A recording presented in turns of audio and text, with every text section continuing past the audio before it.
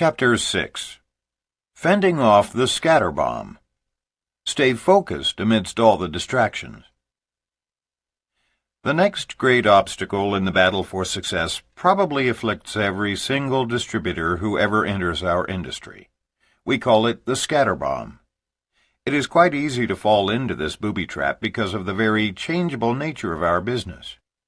Simply put, the scatter bomb is a mental explosion that diffuses the focus of distributors, causing them to stop using the system they have been taught and to frantically follow any and every new network marketing system that comes along.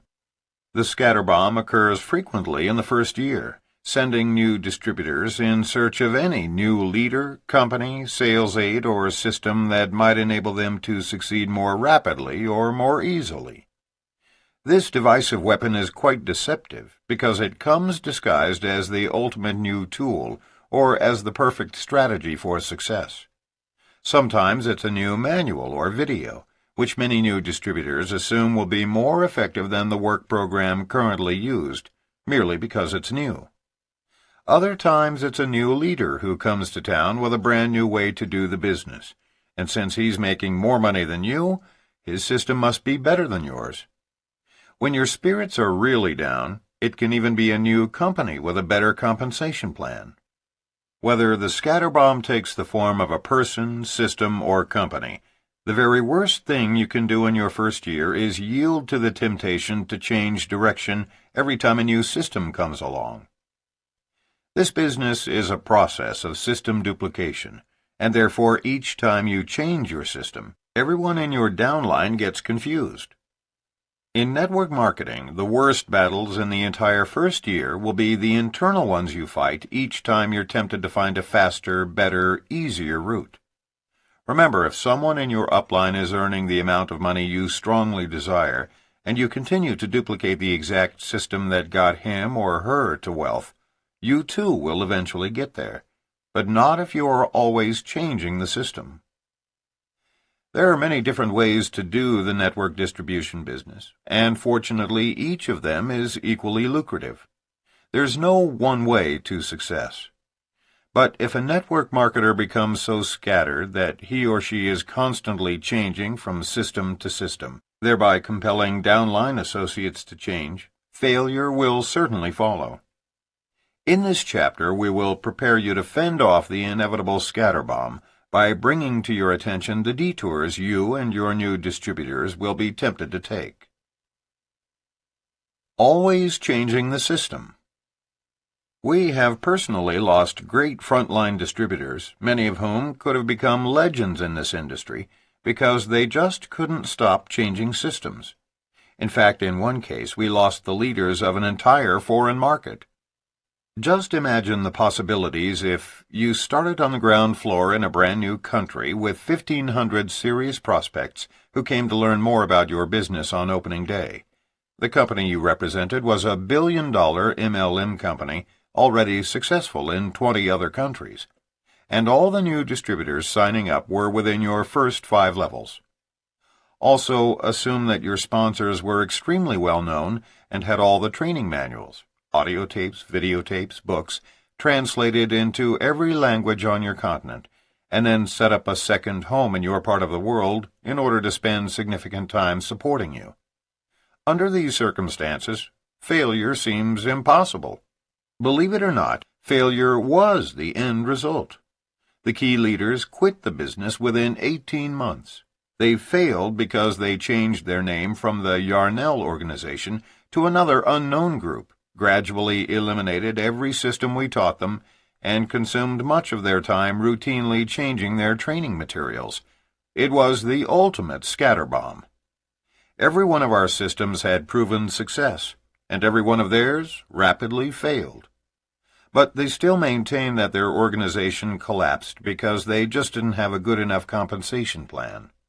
And we provided them with many other forms of support, financial and otherwise, that we haven't even mentioned. The truth is that they and all their downline were victims of the scatter bomb. But frankly, as their sponsors, we have to accept a great deal of the responsibility for their failure, because each time they made a system change, and it was very frequent, We protested only gently. Unlike the typical recriminations in traditional business after such a collapse, we are still friends with this group of distributors despite the failure. This experience was an important and painful lesson for us, so we want to pass it on to you so that you might avoid our mistake. And here's the primary lesson. New distributors must literally be indoctrinated into duplicating your system. They must be taught in the beginning to follow the system of their sponsor and not deviate from it. Today we tell our newest associates in no uncertain terms that the day they deviate from our system is the day they lose our support. It's a serious matter for us. What we've learned is that even if you hand-pick the best recruiters and most committed people in a newly opened foreign market, set them up with all the training tools they need, help close their best prospects, sign them up during an opening day launch attended by the company's highest dignitaries, even if you do all that, if those people are unwilling to duplicate one simple system that has proven itself elsewhere, they are destined for failure. That's the frightening reality about the scatterbomb. Business without blinders. The metaphor of scatterbomb also refers to the inability of new distributors to ignore all the inevitable distractions in the first year and maintain a clear vision of where they are going and how they are going to get there. New distributors become scattered very quickly by a veritable smorgasbord of companies, recruiting systems, videos, manuals, and numerous other sales systems available to them. New distributors must be warned to put on blinders during their first year. Consistent duplication of one simple success system is essential in order to avoid confusion in one's entire downline, which is precisely what occurs each time a leader changes systems midstream. Even worse, some overzealous entrepreneurs jump right into recruiting without any goals or systems around which to base their business plan. Many new network marketers are like the man searching for his keys one night. A neighbor sees the man spending hours laboriously searching for something in the grass. Finally, she goes to ask if she can help. "What are you looking for?" she asks. "I lost my keys," he replies. As she begins to crawl on the ground with him, she inquires, "You lost them in this yard?" "No," he responds, "but the light is better here." There are countless distributors who want to work the business in ways that are more comfortable to them, more fitting to their self-image, more in keeping with their old work habits. The light may be better there, but if your goal is to achieve financial security and personal freedom, you may have to get out of your comfort zone and work where the light is not so good, or the ambiance is not so elegant. The good life will come soon enough, if you pay the price in the first year. Having faced many challenges in her life, Pia Dietzen of El Dorado, Arkansas, learned this lesson repeatedly before entering the world of network marketing. She left Denmark to come to America and got her real estate license within 5 months of her arrival. Shortly thereafter, she became a full-time student while holding down a full-time job, all during a pregnancy. She went back to work within weeks after delivering her baby through C-section. Throughout all of this, she managed to get her black belt. "What keeps me going on these ugly days when nothing seems to go right?" she asks. "I believe that inside all of us there is a driving force that will help us just as long as we stay focused on our goals. I teach my distributors not to give up, no matter what. I tell each distributor, the longer you stay and continue talking to people, the closer you will get to your goal. Never lose sight of that light at the end of the tunnel." Doctors Joe Rubino and Tom Ventullo of Andover, Massachusetts, had practiced dentistry for 10 years before being introduced to network marketing. Although they had built a very successful dental practice, they had lost all their enthusiasm for dentistry. The fire was gone, but dentistry was all they knew. The concept of network marketing was initially appealing to them, but both were shy and introverted. To build a successful business, they would be required to break out of their comfort zones and learn how to speak with others. Of course, all of the usual concerns came up for them. What would people think? How would they look to their peers? Because of their self-imposed limitations, they felt trapped and without a sense of direction. What could possibly turn two introverts into top network distributors in a business usually excelled at by extroverts? They had been playing small all their lives. Their focus was on playing it safe and avoiding risks. While this philosophy sheltered them from the dangers of the world, it also carried with it a tremendous price. Playing not to lose instead of to win was draining the partners from the inside. The adversity they had to overcome, like so many others living in quiet resignation, was to conquer a fear of the world that was slowly and steadily killing their spirits. As Norman Cousins wrote, "The true tragedy in life is not death, but that which dies inside us while we are still living." Once Joe and Tom woke up to the reality of their resignation and what it was costing them in terms of health, happiness, relationships, and their potential contributions to the world, they made a conscious decision to play full out. They needed to find a compelling reason to do what was uncomfortable, as well as nurture a self-confidence in who they were and what they had to offer. Part of their vision was, and still is, to expose millions of people living in resignation to the limitless possibilities for change in their lives once they simply choose to become open to them.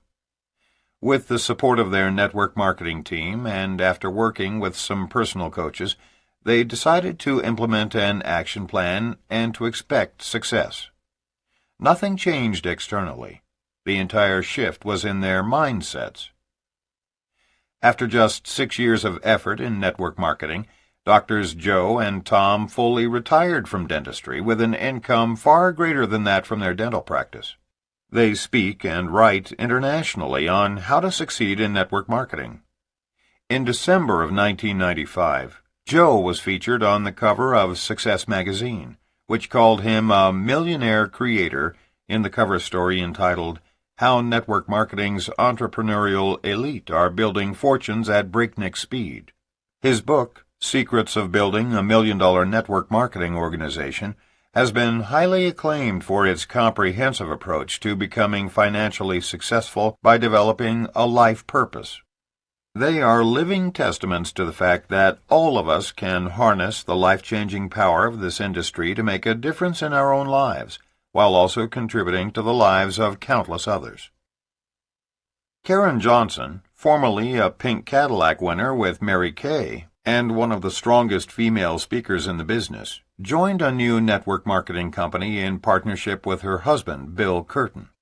She looked up line to her role models, Charlie Miller, Jay Prim, and Mark Barrett, all of whom had achieved the top level of their company in record time. She believed that if they could do it, so could she. So she quit her job, Bill sold their business, and they joined up. They achieved the level of executive in the minimum time in January of 1991, the same month the Persian Gulf War erupted. Unfortunately, their 4 qualifying executives watched the news instead of working the business, and within 60 days, all 4 had lost their vision and quit. As Karen explains, 7 months later, Bill and I climbed our way back to having 4 new qualifying executives, only to have Barbara Walters appear on Nightline featuring our company with the infamous question, "Is it a dream or a scheme?" This television broadcast launched the most intense media and regulatory scrutiny ever encountered by any network marketing company. Over the next 10 months, as our company was ruthlessly attacked by the media, all 4 of our qualifying executives lost hope. Even though our company was exonerated after the investigation, we lost 3 more qualifying executives. Defending our company in the media and to the regulators exacted a heavy toll. After all that work, we had lost a total of 11 executives. Our families were begging us to go back to corporate America. We just couldn't. We had a dream. In June of 1992, we were thrown another curve. Our company diversified, and suddenly we had to go from our comfort zone of being knowledgeable about cosmetics and personal care products to learning about antioxidants, chelated minerals, and metabolic conditioning. But we did it, and by August of 1993, our first full-fledged executive emerged in our organization. It took 3 more years of hard work, but finally, in September of 1996, we reached the top level of our company. Karen remembers back to her days with Mary Kay, where she was often told, "The greater the individual's potential for success, the greater the adversity that individual will have to face. Gold is tempered through fire. How can we aspire to the greatness of leadership if our commitment is never challenged?" Karen and Bill, who successfully met the challenge, now live in Redondo Beach, California, freed from the shackles of corporate America and of owning a traditional business. When asked why she was able to hang in when everyone around her fell out, Karen said that it is essential to have your destination clearly in sight, even before the journey ever begins.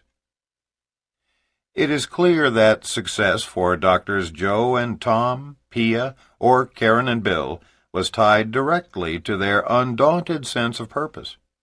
Each was successful at building their networking business because of an ability to shut out every distraction around them, whether internal or external, and stay the course with clear vision of where they were going and how they were going to get there. Achieving your goal is a process of getting accustomed to a new and better reality, one in which you can actually see yourself. Keep focused on the end result while 1. Preserving your belief that it is possible, 2. Blocking negative influences, and 3. Not worrying about how it will come to pass. Changing the system midstream. More than likely, one of the first manifestations of the scatter bomb will be the temptation to change, even just slightly, the system of recruiting you were taught. For example, your sponsor might tell you the critical importance of approaching your warm list by expressing your desire to have a business relationship with each of them and sharing your excitement about the potential of big money and free time because of the universal appeal of both. And while you are nodding your head in agreement, what you are really thinking is, "I can't approach my friends and family with an idea as outrageous as earning such extraordinary income." So you begin changing the approach. You avoid your best prospects, or mention a smaller income figure, or none at all in favor of promoting your products. Never mind that your sponsor insisted that you need to use the big money, free time approach. You know in your heart that your friends and family members simply cannot relate to that kind of money. You don't argue with your sponsor because you've already promised to use his system, but you think you know what's best. And guess what? If you think that way, so will all your recruits. We don't know what there is about our industry that makes it seem so easy, but all who sign up immediately begin to believe that they know more than their sponsor, or, for that matter, more than anyone who's ever been in this industry. The greater their innate leadership skills, the more likely they will want to reinvent the wheel. The way to prevent new distributors from changing the approach is to anticipate their notions during training. New distributors may not understand the importance of starting their business with relationship marketing or quoting large income figures in order to create a conscious shock. So teach them how easy it is to get sidetracked. Tell them right up front, "Now, you're going to be tempted to postpone reaching out to your most viable contacts or change the numbers because you're concerned about discussing so much money with your friends. Do it anyway. It is important that you use the exact approach we teach you." Make sure new distributors understand that network marketing begins with relationships and requires numerous contacts and tenacious follow-through. Another part of the approach they will feel compelled to change is to lower any numbers you give them in training. If you suggest they need to personally sponsor at least 100 people over time, they often decide that 50 frontline recruits are enough. If you advise that full-time distributors may need to approach at least 100 prospects a week once they move into cold marketing, they often decide that 30 or 40 is plenty. If you suggest targeting 2,000 people on their warm list, They will, usually without telling you so, think you are out of your mind. Such changes to your system, which new distributors are convinced will not block their success, is the first element of the scatterbomb. Remember, each time you teach a module of your system to new recruits, make absolutely certain that you stress to them that any deviation from your system could result in failure. The mere act of warning your recruits about first-year challenges during a fun, relaxed training session will help you later when you need to constructively criticize them after they become rebellious or unfocused. Of course, if you don't want to waste time talking about all these things, and you have no system created by an upline associate who is earning big money, just hand this book to all new distributors when they sign up. How's that for a shameless endorsement? But remember, the best advice will come from upline leaders, because they have already proven themselves in your specific company. The lure of other deals. Some changes will come from outside your sphere of influence and seem beyond your control. We want you to be prepared for any and all diversions and challenges that threaten your downline. The amazing truth about MLM is that once you have established yourself with a company, you can literally waltz through decades without anyone trying to lure you away. Yet in the first year you become a distributor, the competition will come out of the woodwork and beg you to switch companies. Success and perseverance will earn you respect, whereas your newness makes you vulnerable. Mark tells the story of his very first exposure to a successful upline distributor. There I was, excited about finally putting a face with the name of a guy I already respected by virtue of his income and lifestyle. He was living in another city, so when he called to see if he could help me in any way, I asked if he would consider driving the 150 miles to my city sometime to visit with my top distributors and coach them about the business. I was astounded by the speed with which he accepted my invitation. He told me to get everybody ready for advanced training and that he'd be there in a week. I was elated. Back then our leaders were not yet caught up in the hotel presentation mania, so I didn't set up a citywide meeting. I simply invited 25 of my best distributors to my home for an advanced training session with our upline hero. Although my real mentor was Richard Call, this leader lived closer and was only 3 levels above me in the company. He was allegedly earning over $15,000 a month, so I figured my people would be in good hands. I remember it like yesterday. We had a real Texas cookout, great barbecued ribs and all the wonderful trimmings. While the others were eating, I was delighted that my great upline hero wanted me to take him to a quiet room in the house to discuss the meeting that was about to start. I took him upstairs to my office, and we sat down in a couple of chairs facing each other. Before I could say a word, my wayward upline said, "Mark, get ready to lose sleep tonight. I have found the ultimate payout and recruiting video in this company called USA Vitamins. If you think our company has a good comp plan, listen to this." I was shell-shocked. The first major scatterbomb of my first year in MLM had just exploded. And this one was sure to get everyone off course, because he was getting ready to address my top 25 distributors. I had to think fast because I didn't want to make a scene, and I only had half an hour to prepare a strategy. As he talked, I sat there racking my brain, trying to figure out what I could do. Finally, I thought of a comeback. "Look, Doug, you've hit me cold on this, and we cannot let my wife know that you've presented this to me without her, or she'll be extremely offended." Doug said, "I understand, my wife's the—" I stopped him with my last comment. "Look, just pretend you haven't said anything. I want my wife to see this great deal, and the last thing we want is for you to say anything to any of these distributors. My wife and I need to be on your team when you pitch them. You know what I mean?" Doug nodded in agreement and became extremely cordial. He was sure he was going to recruit us. He promised not to say one word until the 3 of us were alone later that evening. The meeting went smoothly, and nobody had any idea that our great mentor was already in another deal. Of course, once everyone was gone, I really let him have it with both barrels, specifically pointing out what a fool he was to jump ship in the first year. We parted as enemies because that's the way he wanted it. But he still calls from time to share his latest MLM venture and explain why I should join him. I think he's been in half a dozen companies since then. Imagine what he must be thinking when he realizes, had he stayed and continued to work, he would be earning in excess of $100,000 a month for the rest of his life off of our efforts alone. We have a saying that we share with every new distributor. The grass is always greener till it's time to mow. We can guarantee you, just as certain as the sun will rise in the east tomorrow, that your new recruits will be courted by other MLM companies in their first years as distributors. It's a certainty and must be addressed in the training process of all new distributors. A good thing for distributors to always keep in mind is that the trickle-down theory works better in our business than in economics.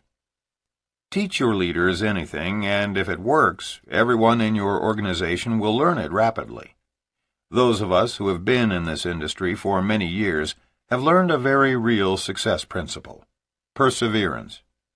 Distributors who have stayed with one company for many years and built new legs in each of those years are now very wealthy. Those who think the grass is greener soon learn that true, lasting wealth can only be achieved through long-term participation in one company.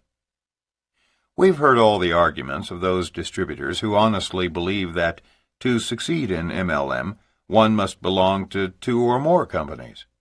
But the proof is in the printout. We've never met one person who has successfully built more than one downline at the same time. And we've met hundreds of people over the years who swear by the 2-company system. But listen closely. It doesn't work. It takes every bit of focus and effort you've got to reach the top payout of one solid network marketing company.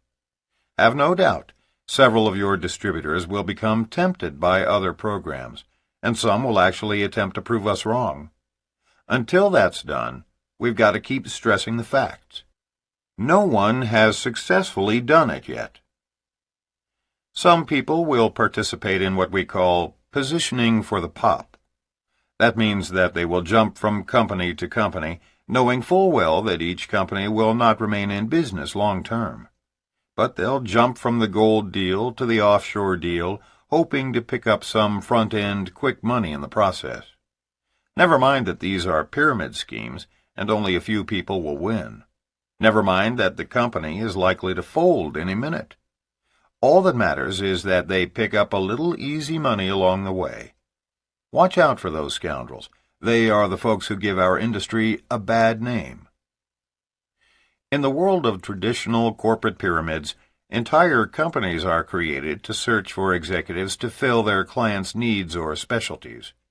If you are a physician who is tired of private practice and you're looking for a partnership of specialists or some directorship at a hospital, all you need to do is find the number of an employment agency that specializes in the medical field.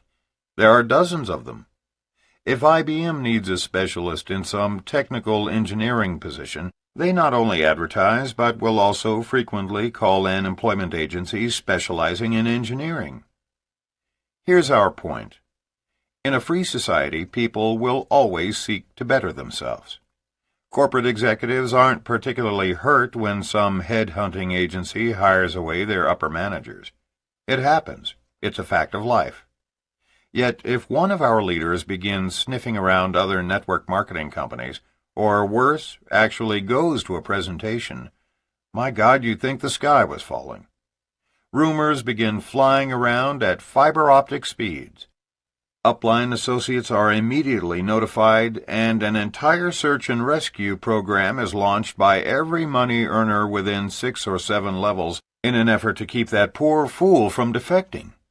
They all think that if the company loses that leader, they're ruined, that it's liable to destroy the enthusiasm and momentum of the entire organization. Bull! The truth is, all new distributors will probably be tempted, several times in their careers, to change companies. Remember the SW rule. Some will, some won't. So what? Because someone else is always waiting. We're all adults, and we certainly don't want to retain those who are plodding along in our company, who are making no progress and draining our time, when they might be happier in a different company. We say, Godspeed and good luck. But long before they are ever exposed to a new competitive company, we make certain that they've been prepared for that eventuality, and that they realize that every time they start over, they are hurting their reputation just a little bit more and distancing themselves from wealth one more time. Unless you pick a real dud of an MLM company, it's possible to do well in any number of them. The key to success is to stop jumping ship and stick with one.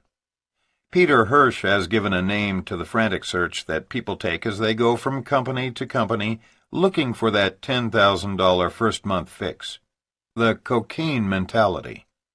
In contrast, he recommends the surer, safer approach, the carrot juice mentality, which recognizes that it is only from the steady building of a healthy organization that long-term residual benefits are derived.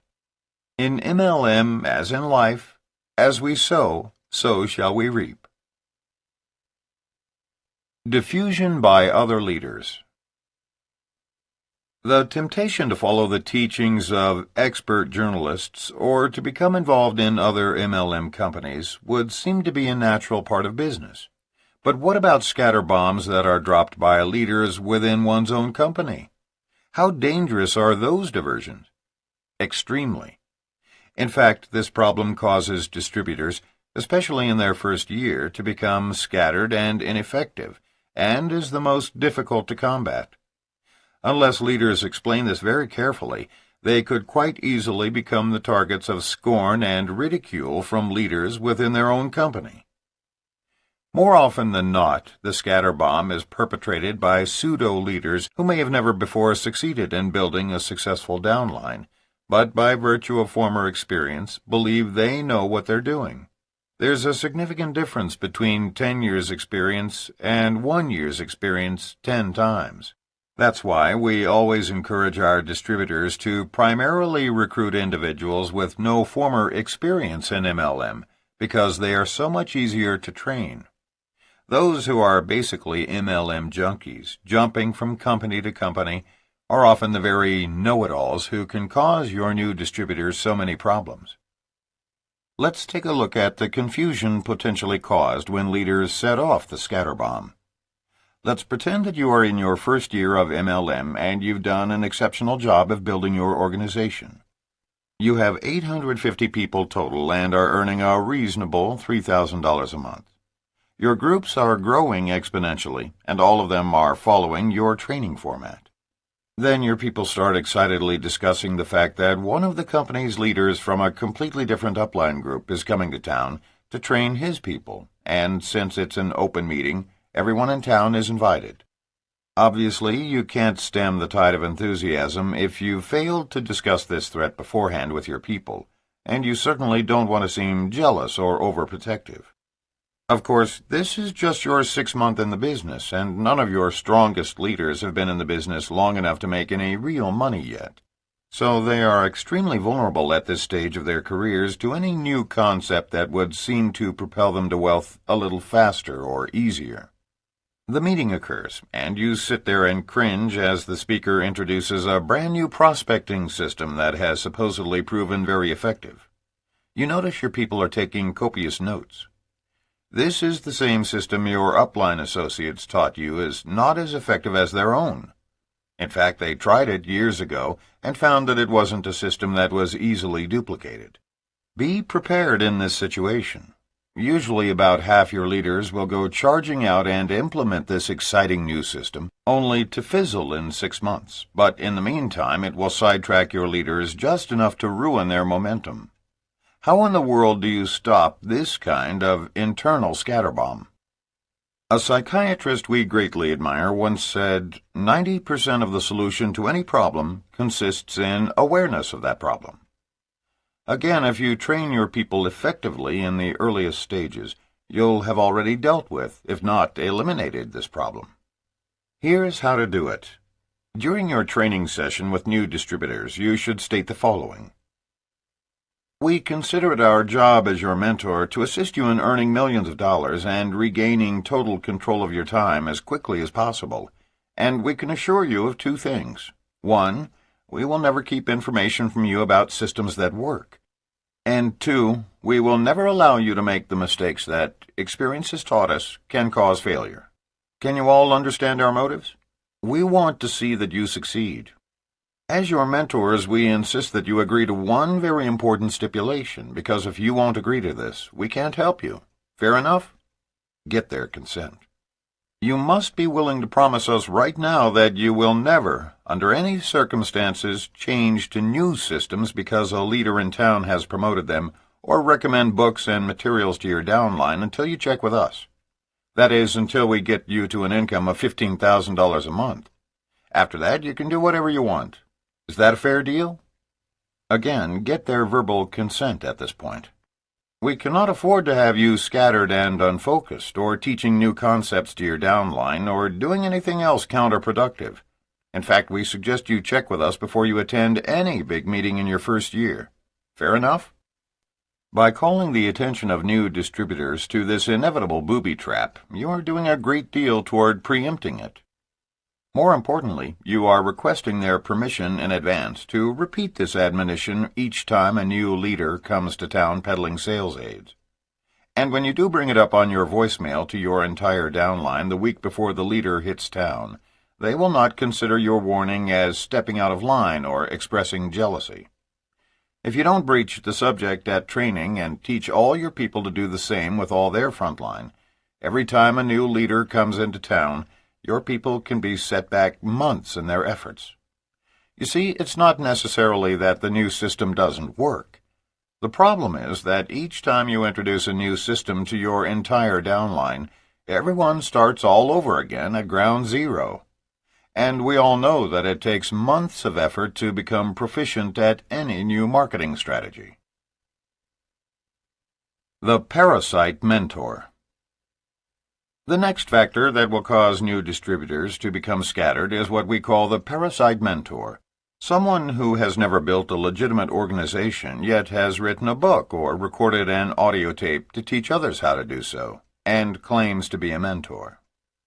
Let's say that one day a new second-level distributor calls you to introduce herself, and innocently lets slip that her sponsor, your frontline associate, is engaged in some new recruiting activity with which you are completely unfamiliar. So you call your frontline associate and gently mention your conversation with his new recruit, and after a bit of small talk, you quiz him about this new direct mailing system. He becomes embarrassed, but then explains to you that he just read a great book by a well-known author, whom you know has never actually built his own organization. Regardless of the fact that mass mailings have never worked effectively for anyone in your group, he is using it and teaching it to others. Folks, we recognize and respect the fact that we are all independent distributors who have the right to do this business any way we desire. But as the head of our own organization, each of us has the right to decide whom, among our people, we wish to actively support. Make certain in training new distributors that they understand that you are going to support only those that follow your system. And those who change your system without your approval will lose your support. Why are we so adamant about this? Because we want you to succeed, and we know our system works. But we don't know about others. Another problem can stem from a successful network marketer who has a burning desire to become an author. But beware of these books. They can be quite inventive. We have seen lots of materials churned out by successful network marketers that contain systems and strategies that have never been utilized by them or anyone else. But motivated by a fiery zeal to get a book or tape released, the concepts seem logical at first glance. The problem is most new distributors who read materials written by leaders accept them as gospel. We've often pondered how many poor souls must have failed at network marketing by emulating these unproven recruiting and training techniques, presented by successful distributors who never actually used them. It's sad, but true. If you're a new distributor, we encourage you to track upline until you find a highly successful distributor and follow the exact systems he or she has used. If you enjoy absorbing knowledge about the industry, at least call a veteran in your company to get suggestions on truly useful books by authors who have successfully built huge organizations. Don't lose your vision by following systems of parasite mentors or new authors describing unproven systems. Some who have written bestsellers in our field have never built anything. Other authors have been in 20 different companies and will, in fact, join yours if you order 10,000 books. But they are often disseminating strategies that do not work or have not been tested. And if your new distributor reads and implements them, it will cause months of wasted time. Scatterbomb fever. The next diversion is often inadvertently created by your own company when new products or services are introduced. Often it's what we call a sizzle product, a new exciting technology or a specialized niche item that causes distributors to lose all decorum and sense of propriety and start jumping around like old Festus Bean on a train trip to the Yukon during the Great Gold Rush. Irrational comments and erratic behavior on the part of new distributors generally accompany the announcement of these new products. Especially when a major field leader joins in the fever, the sizzle product scatterbomb can be quite devastating. Let's take a look at one example. This type of scatterbomb fever began in one company with something as innocent as simple math when a distributor calculated that he would earn an extra $30,000 the next month if everybody in his group ordered just one of the newly released product. It progressed to the point where frenzied medical doctors rented warehouse space and taught medical assistants how to operate forklifts in order to warehouse the supply, which would result in $20 million of profits next year. What made this situation all the more frightening was that this frenzy occurred when no one had yet seen or even used the product, and no studies about the product had been released. All this activity stemmed from rumors that the new product was really great and that everyone in America would be in lines a mile long to purchase it. Company leaders dropped the hint that the supply was limited and could become back-ordered, thereby keeping the fever at a high pitch as distributors bought more than they needed to be sure they didn't run out. We saw thousands of victims of this misdirected activity, and even a year later, some distributors were still distracted from building their business. Some were threatening to sue everyone in the known world, and others were still angry over the $20 million they lost.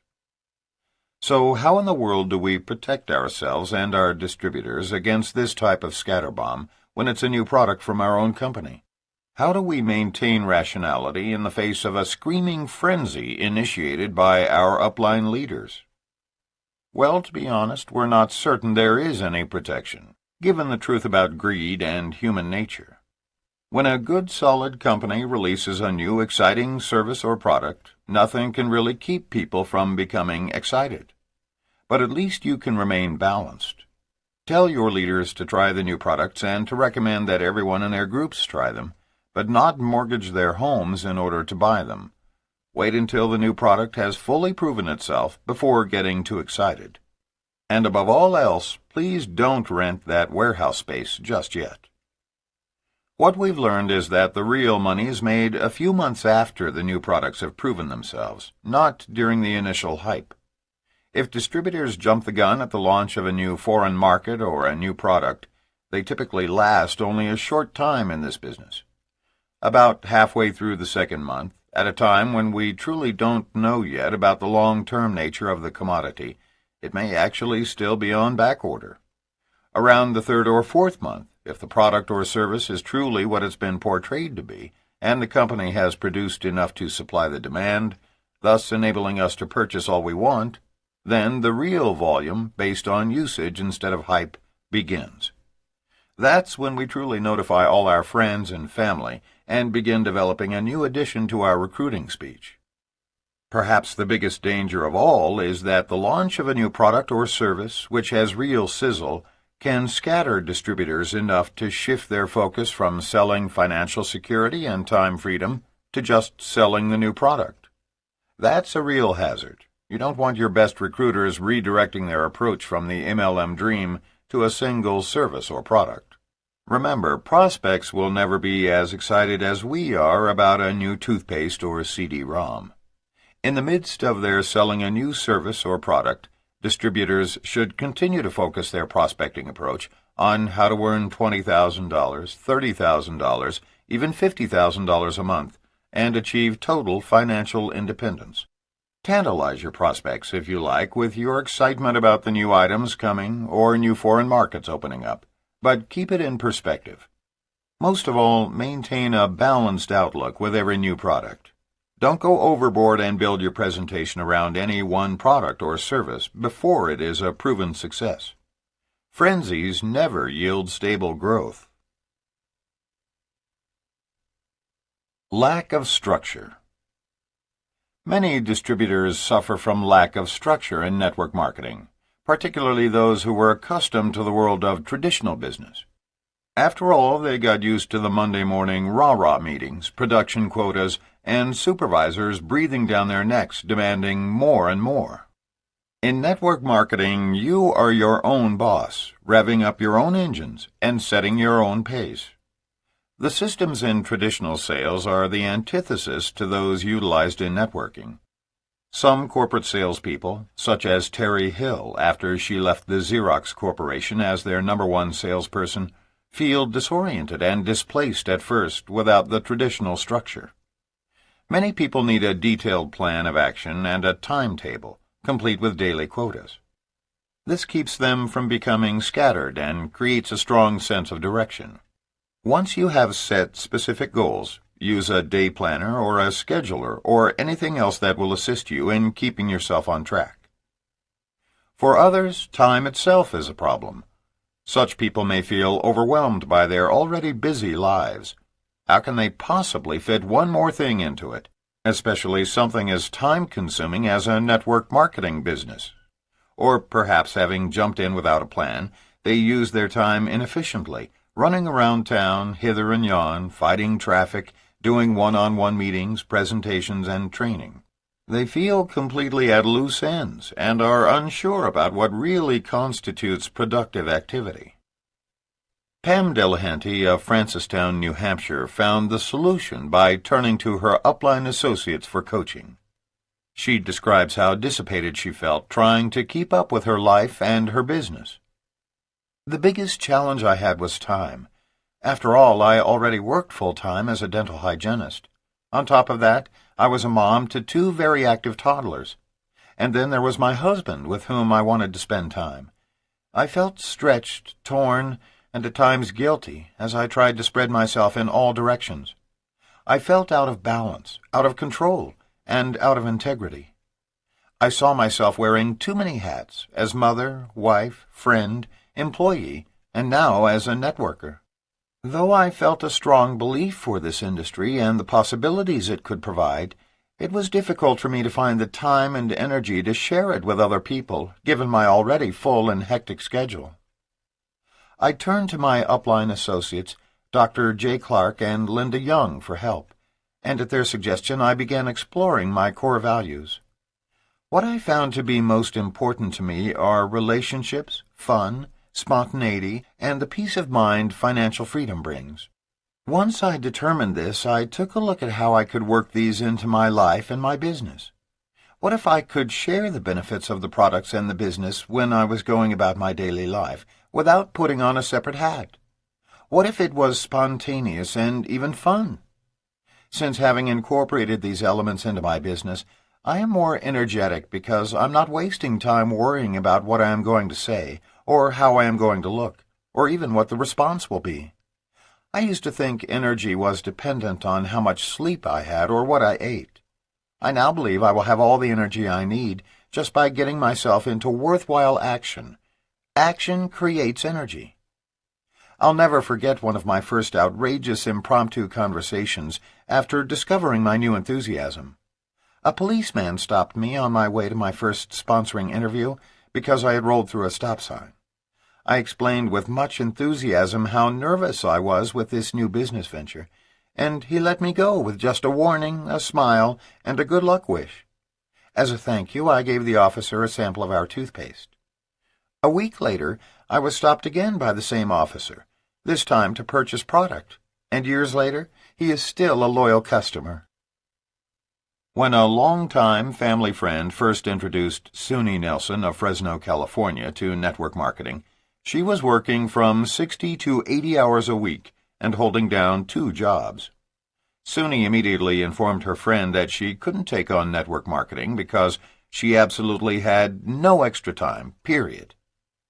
But the more she thought about her predicament, a relentless work schedule and $40,000 of debt hanging over her head, the more she decided she had nothing to lose. She gave up television and some sleep, deciding that television would never get her where she wanted to go, and that she could catch up on missed sleep later.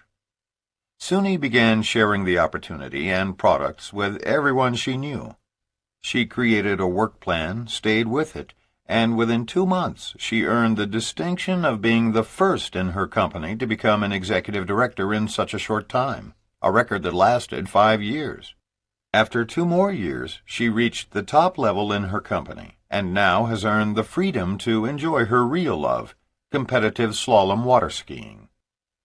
One of the primary excuses people give for not joining our industry is that they don't have the time. However, both Pam and Suni found a solution to this problem. They avoided the scatter bomb and focused on doing the work necessary to build their groups. Not so surprisingly, once they realized what the business could mean to them, they both found the time. If you are having difficulty organizing your time, harnessing your energy, or keeping your attention focused on your business, seek the help of a mentor. Ask someone, preferably in your upline, or someone else you want to emulate, to coach you. It can be done once a week in as little as a 10 or 15-minute telephone conversation. Renee has been a mentor to Karen McGeehan of West Lynn, Oregon, for some time. Each Monday, Karen reports her business activities to Renee, summarizing the number of people she prospected that week, the number of appointments she set, and the number of people to whom she made a presentation, her real measure of progress. Her goal is to do 10 presentations a week, which results in her sponsoring between 5 to 8 people a month. When she is off her target, Karen and Renee will talk about what got in the way of her meeting her goals that week, and then perhaps Renee will assist her in redesigning her mindset to block any negative thoughts. When we are out of the country, Karen faxes or emails her report to Renee. Even if they don't talk, they share some communication in writing. Over time, Renee and Karen have built a close relationship. You may find that a mentor can help structure your activities, making all the difference between success and failure. Going it alone in a team sport. It is the role of the new distributor to plant the seeds, which the various upline associates need to water. It is easy to get scattered if distributors try to go it alone in this business.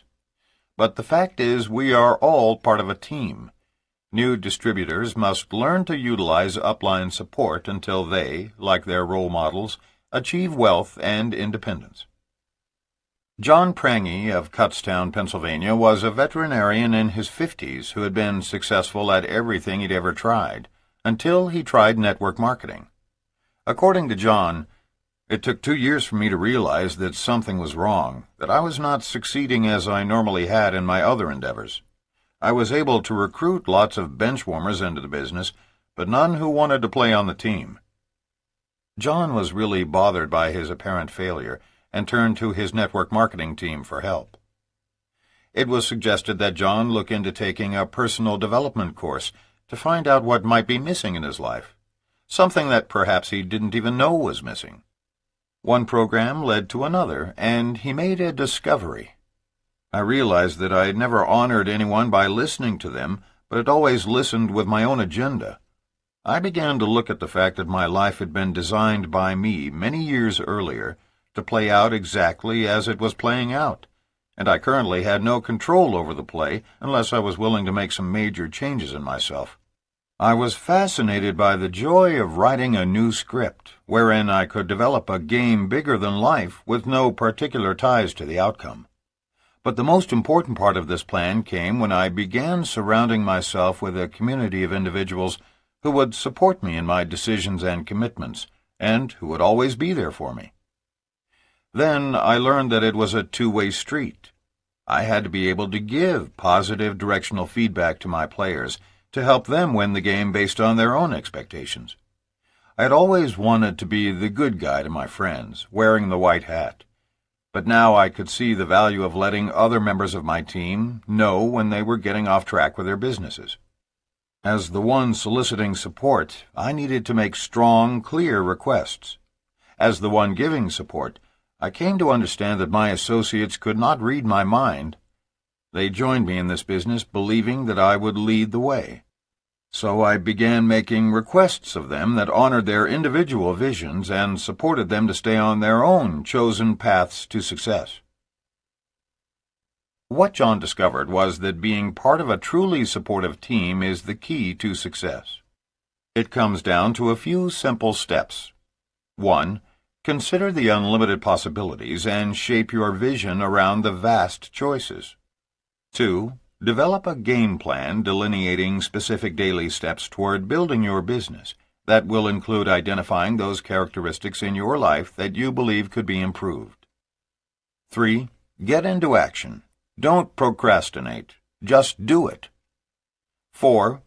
Make clear requests from a coach or upline mentor for your own personal growth, and give honest feedback to your downline, being mindful of their personal objectives. Then watch your business grow beyond your wildest expectations. Because of the multi-level structure of our industry, we are all part of a team, sometimes coaching and other times being coached. When it all works according to plan, the multi-level compensation program is absolutely warranted and justified. To try to go it alone in this business is to swim upstream. It is a team business in which, in the course of every day, there should be some giving and receiving along the way. If you want to avoid being scattered and keep total clarity of vision, you need to reevaluate how to better serve and be served by your team. Distractions caused by personal crises. None of us works in a vacuum. The success of our business is commensurate with our enthusiasm, and our enthusiasm is affected by our personal lives. Dr. Dennis Petzolizzi of Middletown, Connecticut, found comfort by focusing his complete concentration on his business while going through the greatest tragedy of his life. Dennis's story puts many other crises in perspective. On February 28, 1992, at approximately 10:30 p.m., I was involved in a car accident that changed my life forever. Before this tragedy, I was a successful person, or so I thought. I excelled in everything I ever did in life. I was a perfectionist who was able to do many things and do them all well. But the problem was, deep down, I was unhappy. I wasn't passionate about anything in my life. This instability led to my divorce, a drinking problem, and finally the accident that was the turning point in my life. I had been drinking that night, like I had on numerous other occasions in my life. That's how I disconnected from reality. On this particular night, I ran a red light and broadsided a car with 2 passengers. The passenger was not hurt, but the driver, Renford Gilling, was killed. From that moment on, my life activities consisted of being sued, appearing in court, going bankrupt, trying to run my medical practice with my name in the headlines, facing a possible 10 years in jail, and trying to sustain a marriage to my new wife, Bonnie, the most supportive person in the world. On the inside, I felt guilt, shame, sorrow, fear, and despair, all mixed together. I wished I had been the one who died. This was a tragedy of immeasurable proportions, and it was buried inside of me, eating me up. I was convicted of misconduct with a motor vehicle and sentenced to 4 years, suspended after 30 days, with 3 years probation. I was put on random urine tests for 2 years, alcohol counseling, and AA meetings. My license was put on probation for 2 years. I went bankrupt and had to close my office. I did 3,000 hours of community service. But nothing, I felt, could make up for the life I had taken. In August of this same year, I discovered network marketing. My company president believes strongly that network marketing is an opportunity for personal growth, which will then lead to financial growth. With the help of my new networking family, I learned how to stop hiding my tragedy and instead turn it into a positive force for gift-giving. I have told my story to hundreds of people who in turn have affected thousands of others. Don't drink and drive. Instead of wallowing in the shame of it all, I now honor Renford Gilling by saving lives in his name as I tell others his story and mine. If it weren't for the philosophy put forth by our incredible industry, I know I would still be drinking and living in guilt and despair. Instead, I have a beautiful relationship with my wife, a wonderful 3-year-old son, a thriving medical practice, a network organization that is growing geometrically, and most of all, I am living my passion, which is to powerfully affect the lives of millions. Dennis was fortunate to have found a supportive wife and an understanding team in his network marketing company. He could easily have allowed his tragedy to diffuse his energy for the rest of his life. Instead of yielding to chronic alcoholism and utter despair, he has turned his attention toward concentrating on the lives he can still save. The exponential growth that is so strongly promulgated by our industry is far from being just about money. As it is exemplified in Dennis's personal life, the concept is a force for change in hundreds of thousands of lives. Dennis has overcome his reluctance to hide his story. By his openness, he has made a significant impact on others. Each time we sit down with new prospects, we must realize we have the opportunity to make a difference in their lives. But for that to happen, we must find a way to get through their resistance. When prospects see a business opportunity that seems too good to be true, one that doesn't fit their self-image, they will either pass on the opportunity or get in and then quickly get out. It is only when people can visualize the end result that they will consider joining you in this business. Network marketing is a business of storytelling. Don't be afraid to show your vulnerability. If your story has a human quality, it has a much greater chance of touching people and breaking down their barriers during your presentation. We can't avoid crises, but we can prevent them from completely diverting our attention from our work by accepting each one as a stepping stone to both personal and business excellence. Summary. The scatter bomb is a mental explosion that diffuses the focus of distributors, causing them to stop using the system they have been taught, and to frantically follow any and every new network marketing system or leader that comes along. Effective network marketing is a process of duplicating systems. Each time you change the system, everyone in your downline gets confused. New marketers can be handed everything on a silver platter and still fail if they refuse to duplicate a simple system that has already been tried and tested. Novice distributors must be taught to follow the teachings of their sponsors and not deviate from them. Distributors must be warned to put on blinders their first year because of the veritable smorgasbord of competing companies, recruiting systems, videos, manuals, and numerous other sales systems available to them. Successful networkers build their businesses on their ability to shut out every negative influence around them, whether internal or external, and stay the course with clear vision, focusing intently on their goal and plan of action. One of the first manifestations of the scatter bomb will be the temptation to change, just slightly, the recruiting system you've learned, by either softening the approach or lowering the income or recruiting numbers. The way to prevent your new distributors from attempting to reinvent the wheel is to anticipate it early and warn them during training of the importance of following a proven system. Counter the threat that first-year networkers will be offered other deals by 1. Warning them of this fact. 2. Teaching them that perseverance with one company is the key to success. 3. Explaining to them that trying to build 2 downlines in separate companies will lead to failure.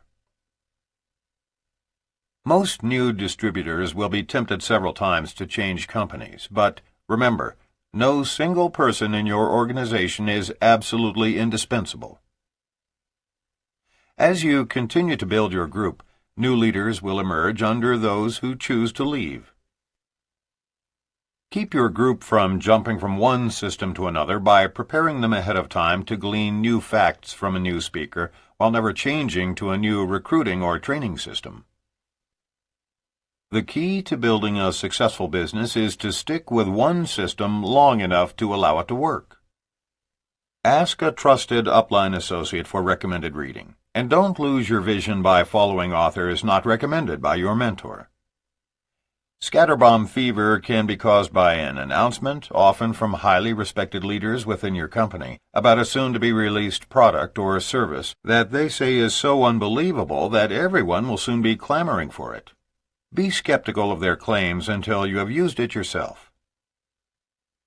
When you or your associates occasionally fall victim to scatterbomb fever, don't change your plan of action, simply continue on your steady course, while including a mention of the exciting new addition in your presentations. Many distributors suffer from a lack of structure, particularly those who were accustomed to the structure of traditional business. If you have a problem organizing your time, use a planner or scheduler to help you stay on track. Make clear requests for your own business and personal growth from a coach or upline mentor, and, in return, give honest feedback to your downline associates, being mindful of their objectives. If you want to avoid being scattered and keep total clarity of vision, reevaluate how to better serve and be served by your team. The success of our business is commensurate with our enthusiasm, which in turn is affected by our personal lives. It is only when people can visualize the end result that they will consider joining you in this business. When you experience a personal crisis, don't be afraid to include it in your story to help break down the barriers during your presentation. You can't avoid crises, but you can prevent them from completely diverting your attention away from your intended objectives by using each one as a stepping stone to propel you to success.